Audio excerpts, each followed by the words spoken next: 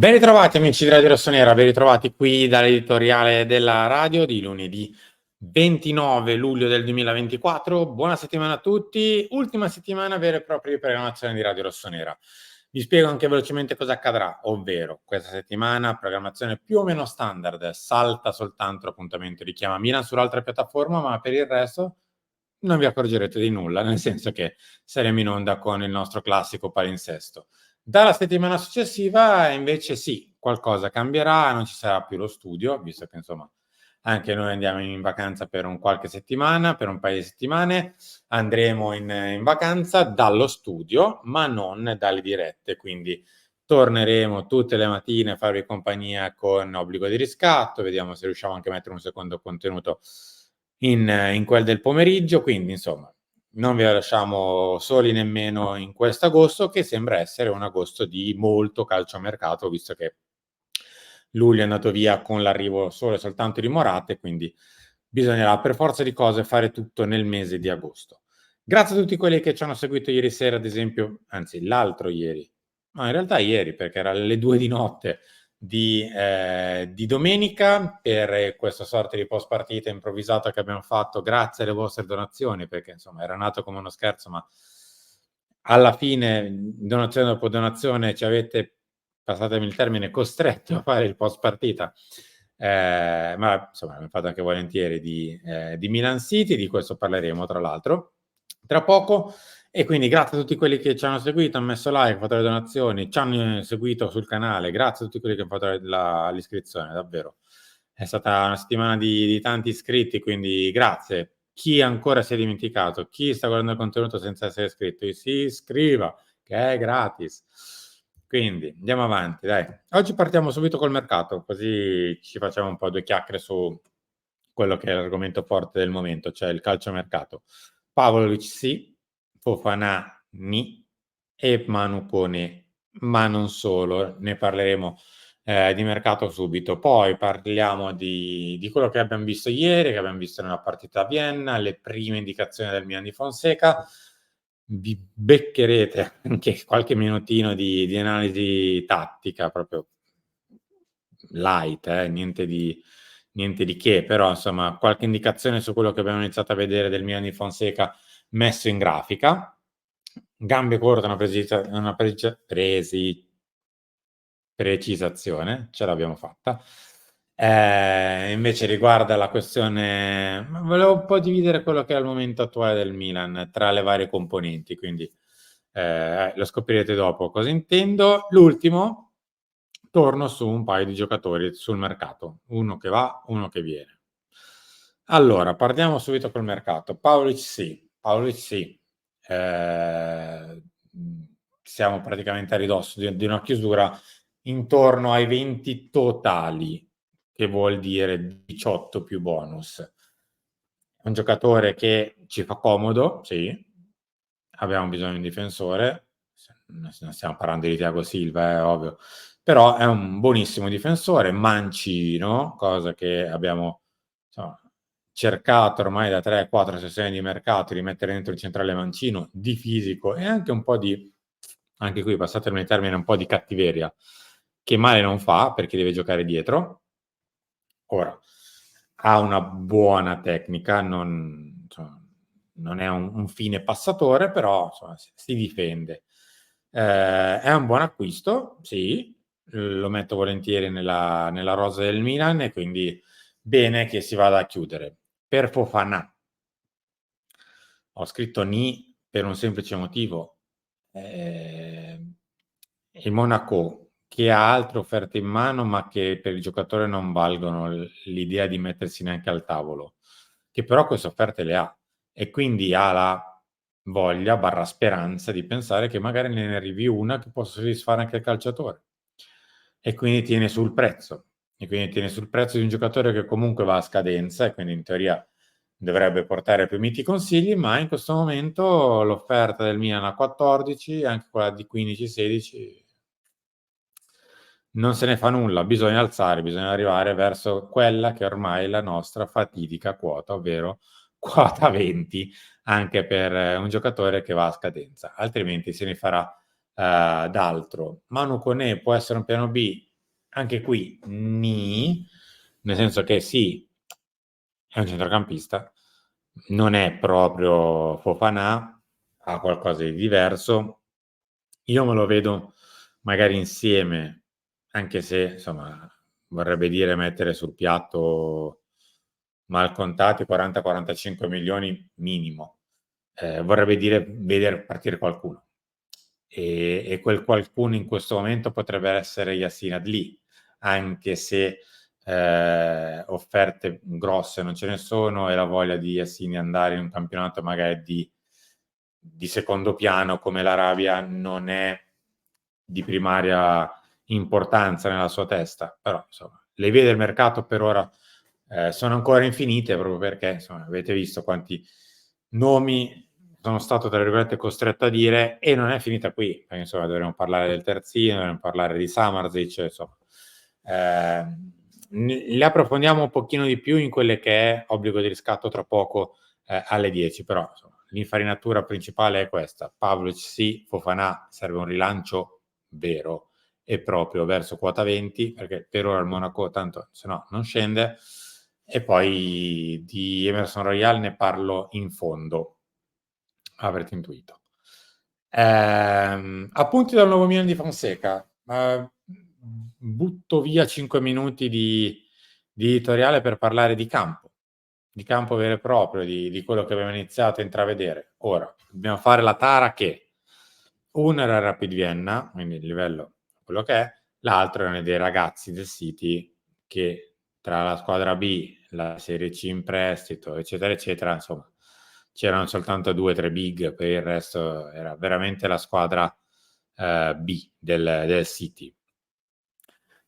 Quindi, fatto salvo questo, del livello dell'avversario, la proposta, cioè quello che il Milan ha voluto proporre sul campo, mi sembra di vedere qualcosa di diverso e anche di interessante.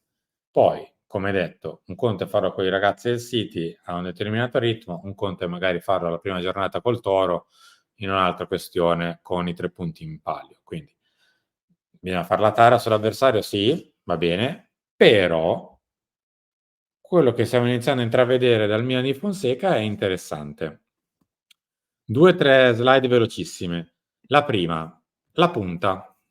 Questa è un'occasione avuta a metà del primo tempo con Lollo Colombo, che si è abbassato praticamente quasi al limite della nostra area di rigore. Ora, ovviamente è un concetto molto estremizzato questo, della punta che viene incontro a giocare, che crea una linea di passaggio, che porta via un uomo, perché si fa seguire, e quindi crea lo spazio.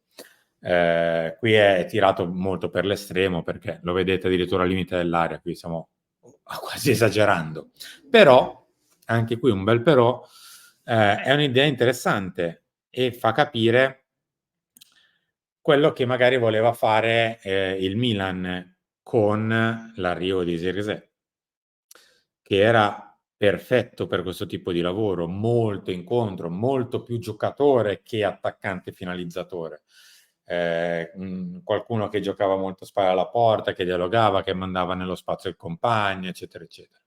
Cosa che sa fare Morata, sì, quindi è capibile anche il perché si è andati poi su Morata, era capibile che insomma per quel tipo di lavoro era ancor più forse indicato il pur giovane Zirkzee, il pur giovane alla prima occasione da una big Zirkzee, però era ancor più tagliato per quel tipo di lavoro. Morata lo sa fare molto bene, non sto dicendo questo. Quindi capisco anche il perché si sia ripiegati, oltre che per una questione economica, anche per una questione di opportunità, visto che era l'ultimo rimasto sul mercato con quelle caratteristiche, e del perché si è andati su di lui e non su altri. Sempre per rimanere in tema, velocemente anche su Ruben Loftus-Cheek. Non vi ho messo il tondino. Vabbè, è quella mezzala di destra, diciamo così, che vedete in alto a sinistra, più o meno al limite del bordo del centrocampo. Quello è Ruben.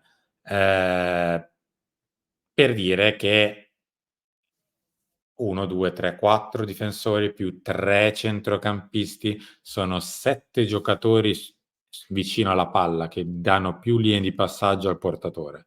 Quindi una squadra che è salita insieme, la linea è qui, non è al limite della nostra area quando prova a uscire dalla pressione e poi a innescare gli altri 10 gli altri 5 che sono al limite dell'area avversaria.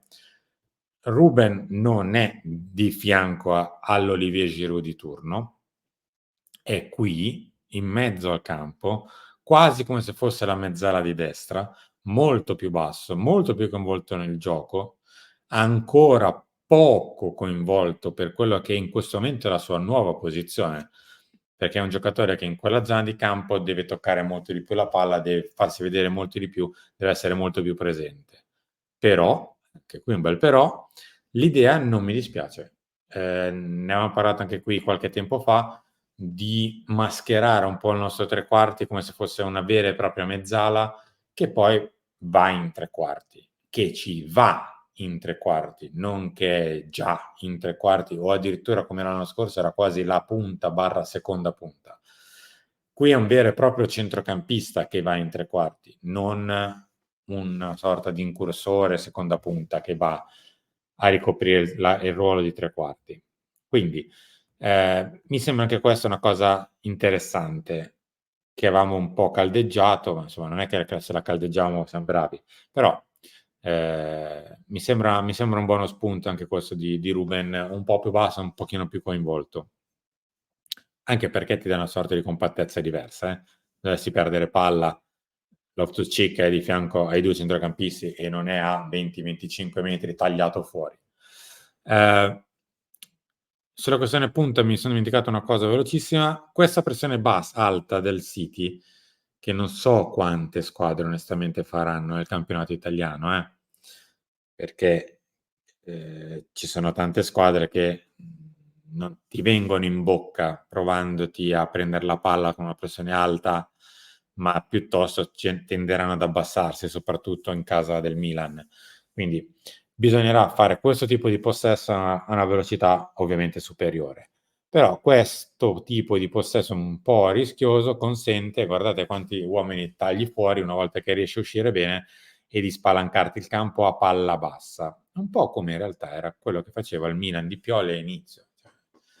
Poi non so onestamente il mister perché si è andato a incartare, estremizzando dei concetti, però vabbè. Acqua passata. Dove invece dobbiamo migliorare qua? Sulla linea la nostra parte difensiva ancora fa fatica. Se voi guardate la schermata in alto, siamo tutti 10 giocatori di movimento, non lontanissimi dalla zona palla. Vuol dire che in buona sostanza manca solo il portiere, ma tutti sono lì, ma nessuno sta contestando il possesso della palla, nessuno riesce a chiudere la linea di passaggio, perché la linea di passaggio adesso qui magari sembra chiusa, ma si crea, infatti creano il triangolo. Gabbia non può uscire forte, perché comunque non può lasciare quella zona, metti che il giocatore portatore di palla riesce a oltrepassare la prima linea e tira dritto, cosa fa? Poi Gabbia è fuori, non ha senso che vada a prendere forte il giocatore. Quindi ancora lo schermo davanti alla difesa facciamo veramente una fatica atroce a farlo e avremo bisogno probabilmente di 1 lavoro, 2 mercato. Abbiamo bisogno di un giocatore lì che oltre a dirgli cosa deve fare sia anche in grado e sia capace di farlo, sia fisicamente che tatticamente. Andiamo un secondo su gambe corte e una precisazione. La precisazione è presto fatta. Divido un pochino in due quello che è il mio giudizio attuale sul Milan generale, ovvero lato campo sono, come detto, abbastanza neutro. Non posso rinnegare quello che dicevo l'anno scorso per quasi tutto l'anno, nel senso che continuo a pensare che questa rosa sia una rosa di buonissimo livello, a cui manca 1 o 2 tasselli per essere competitiva ad alto livello in Serie A, vuol dire vincerla la Serie A, non soltanto magari partecipare fino a novembre, ma vincerla la Serie A, perché si parte per vincere, se è lo stemma del Milan sul petto, non per partecipare alla Serie A. Servono questi 2 tasselli, sì, ma la rosa del Milan, soprattutto per le rotazioni, è diventata una rosa di buonissimo livello. Manca ancora qualcosa? Assolutamente sì. La precisazione detto fatto è: la rosa, per quanto mi riguarda, è convincente, non mi spingo oltre perché, insomma, aspetto di vedere la fine del mercato per darne un giudizio. Per ora è abbastanza convincente. L'allenatore è una pagina bianca, insomma, vedremo quello che farà, proporrà, eccetera, eccetera. Fatto salvo che quello che stiamo iniziando a vedere, come detto, col City rende, col Torino la prima giornata il ritmo e l'avversario sarà diverso. Quindi questo tipo di calcio ha bisogno di un po' di tempo per rodarsi. E poi ci si può credere o meno a quello che ho detto, però io penso che serva un po' di tempo. Non è così facile e scontato andare in campo e fare quel tipo di calcio quando contano i 3 punti e quando c'è un avversario che quei 3 punti li vuole e non vuol soltanto magari mettere in moto le gambe nella pre-season. Quindi è un calcio che magari nel lungo paga anche tanti dividendi, sul breve bisogna impararlo nel più breve tempo possibile e non è semplice. Le gambe corte vanno in questa direzione. C'era stato detto che Fonseca era bravo coi giovani e sul mercato giovani non ne stanno arrivando e la rosa del Milan ormai non è nemmeno così brava, cioè non è nemmeno così giovane. È una rosa ormai fatta e finita di giocatori per la maggior parte fatti e finiti. Per i giovani di Milan futuro, quello ok, ci posso stare.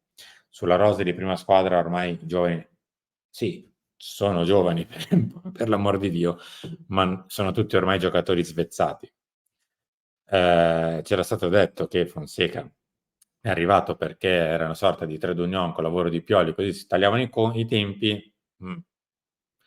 Fare il 4-2-3-1 sulla carta non vuol dire che allora il prossimo allenatore che fa 4-2-3-1 è uguale a quello che faceva Pioli, perché come state vedendo, ciò che si mostra in campo il Milan è diverso rispetto a quello che abbiamo visto l'anno scorso, seppure con 4 difensori, 2 centrocampisti, eccetera, eccetera. Ma i concetti di calcio sono molto diversi, molto. Non sembra, ma davvero sono molto diversi. Quindi in, in alcuni concetti basterebbe difendere la propria idea con dei valori e non con delle, chiamiamole così, scuse, che renderebbero anche più semplice il racconto per il tifoso, e più credibile il racconto per il tifoso. Faccio un altro esempio. Quando il Milan dice che non vuole vendere perché non ha bisogno di vendere, è corretto. Il Milan ormai vive sulle proprie gambe. Non è una squadra che per iscriversi deve vendere il giocatore X a 60 milioni. Il Milan è sano, il Milan non deve vendere per essere sano e quindi questa è la parte di ragionamento corretto. Se il Milan vuole realmente fare un mercato consistente, però nell'ottica di una cessione deve entrare. E questo è accettabile per un tifoso. Basterebbe raccontarglielo per bene, perché altrimenti poi si creano quelle zone d'ombra e un po' di confusione che ci si guarda poi un po' in cagnesco perché insomma, se c'è una parte in questo momento che il tifoso vede, una parte dei tifosi, per amor di Dio, una parte dei tifosi non vede di buon occhio è la parte societaria proprietaria, non certo l'allenatore in questo momento, che tutti stanno aspettando di vedere cosa vuol proporre, né tantomeno la rosa. Quindi un pochino più di chiarezza a volte, ma basta poco, non basta, non serve tanto. Evita dei cortocircuito che poi fanno male di tutti, sia di chi magari ha sbagliato a raccontarlo, chi ha sbagliato ad ascoltarlo, chi non l'ha capito, chi ha capito bene invece quello che si voleva dire, eccetera, eccetera. Chiudo con non lo vendo e non lo compro. Non lo vendo è Alexis Salmacher. Lo ripeto, l'abbiamo visto anche l'amichevole. Una rondine non fa primavera, ci mancherebbe altro, però bastava vedere un po' il Bologna dell'anno scorso per capire che e anche il Milan, bastava vedere che comunque era un giocatore che in una rosa, non sto dicendo che deve essere titolare, ma in una rosa del Milan ci sta. Anche per variare la tipologia dell'esterno, perché altrimenti ne hai 2 offensivi, sia di qua che di là, che a destra che a sinistra, e non hai uno un po' più tattico, un po' più bravo a guardare alle spalle, eccetera, eccetera. Completava il discorso rosa esterni in maniera migliore. Capisco che in questo momento non c'è grande spazio, proprio a livello numerico di rosa, perché a destra tra Chukwueze e Pulisic è chiuso, a sinistra tra Leao e in teoria anche Okafor è chiuso, c'è una mezza porta aperta a sinistra, quindi nel caso in cui Okafor potesse essere, diciamo così, coinvolto in un discorso da punta, però capite bene che gli spazi non son tantissimi. Capisco il mister che se lo vorrebbe tenere, l'ha detto anche l'altro giorno Fonseca, io me lo terrei, proprio per quello che ho detto poco fa. Capisco che non c'è grande spazio. Ora, la domanda sottintesa è: perché abbiam rinnovato Jovic? Perché con Okafor che realmente andava a fare la terza barra l'esterno d'attacco a sinistra, senza Jovic ti tenevi Salma Kerr e ti prendevi l'altra punta. Ora, con tutte le caselle un po' pienotte, la vedo grigia, proprio a livello numerico, dovrebbe partire qualcuno, se no siamo veramente tanti. Non lo compro e pestro detto, è Emerson Royal. Io ogni tanto qualcuno mi dice: "Ma chi pensi di essere per" eccetera. Però 1, io su Pavlovic, Fofana, Morata, tutti i nomi di mercato, il Cardoso della situazione che tanto non so, così tanto per dirne uno, non ho mai eccepito nulla. 1 concedetemi, questo ragazzo a 20 milioni? No, perché non li vale. Non vale nemmeno probabilmente i 15, 16 che è all'incirca l'offerta attuale. Non li vale. Non li vale, ma per il semplice fatto che a 15, 16 non fai questo upgrade clamoroso rispetto a quello che hai. Che io cambierei, per inteso, adesso con tutto il bene per Davide. Il Milan probabilmente potrebbe ambire ad avere un terzino destro migliore di Davide Calabria, che in una rosa anche lui ci sta.